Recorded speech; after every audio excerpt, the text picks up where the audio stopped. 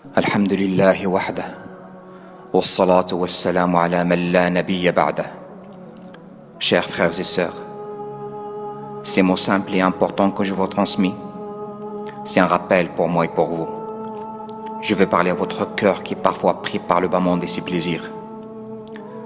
On est éprouvé par beaucoup de choses, le temps, l'argent, les enfants, le travail, la femme, les amis, jusqu'à ce qu'on oublie nos racines, notre premier amour saint, notre maman.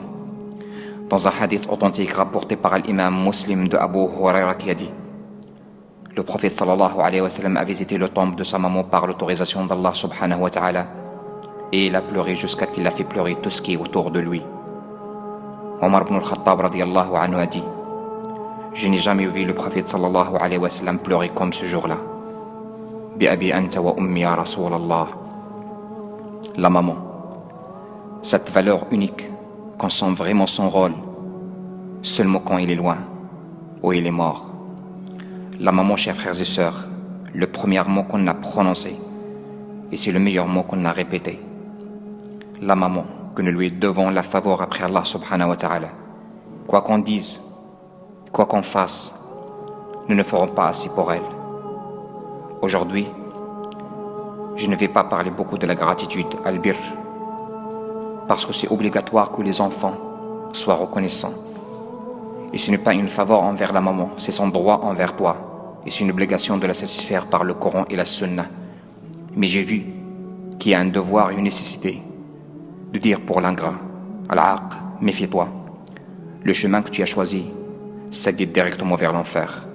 Akhil muslim, al-ghafil. Toute chose dans ce bas monde est compensée. La femme, les enfants, l'argent, le niveau social, sauf la maman. Tu ne peux jamais la remplacer. Et tu ne peux jamais combler le vide qu'il peut te laisser dans ton cœur si tu la perds. C'est une porte du paradis. Ne la ferme pas. Chers frères et sœurs, croyez-moi, si on médite bien notre relation avec notre maman, on va trouver qu'on est loin de la satisfaire. De parler à voix haute avec ta maman, c'est une ingratitude, uquq. De dire ouf devant elle, c'est une ingratitude. De préférer ta femme et tes enfants et leur intérêt, c'est une ingratitude. Et que ta maman soit la dernière de ton planning. Et c'est rarement que tu prennes de ses nouvelles, car tu es pris par le bas monde, c'est une ingratitude. Et de ne pas s'asseoir à côté d'elle, et de ne pas parler avec elle, et de ne pas entendre ce qu'elle raconte, c'est une ingratitude. De ne pas la prendre en charge, si elle n'a pas les moyens, et toi t'en as, c'est une ingratitude.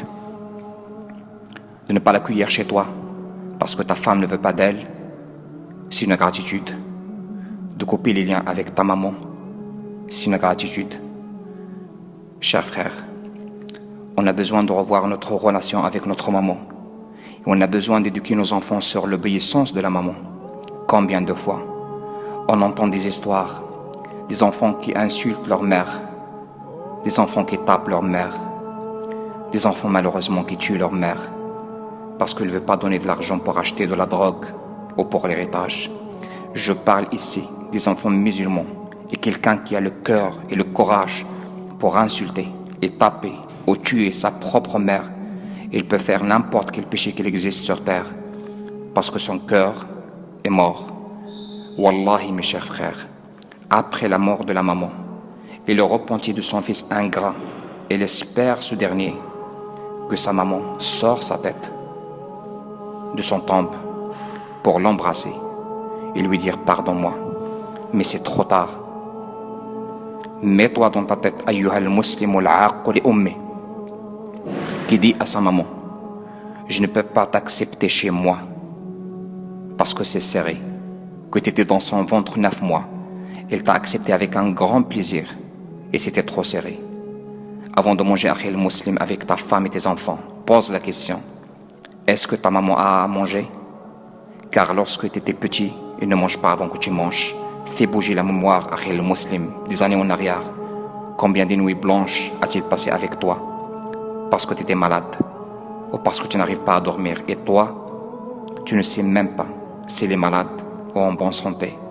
Tu dors parce que demain tu travailles. Réveille-toi, Akhil al-Muslim, avant qu'il soit trop tard. Rifa' ibn Iyas raconte qu'il a vu Al-Harith al-Alki pleurer le jour de l'enterrement de sa maman, sans arrêt. Il lui a demandé pourquoi tout ça. Il a répondu, comment je ne pleure pas. Et aujourd'hui, une porte de paradis s'est fermée pour moi. Oui, mes chers frères, la maman c'est une porte vers le paradis. Et c'est dommage pour quelqu'un qui a eu une maman. Et il a raté cette porte. Wallahi, il va regretter. Et quel regret. Le paradis était à côté de lui, proche de lui, facile pour lui. Une de ses portes était ouverte pour lui, mais il a ignoré jusqu'à sa fermeture par la mort de la maman. Akhil Muslim, toi et ton argent pour ta maman. Quand tu arrives à un certain âge ou à un certain degré social, prends d'elle que l'amour. Et dans tout, avec amour, et certainement tu es gagnant. Enfin, je lance un cri à haute voix.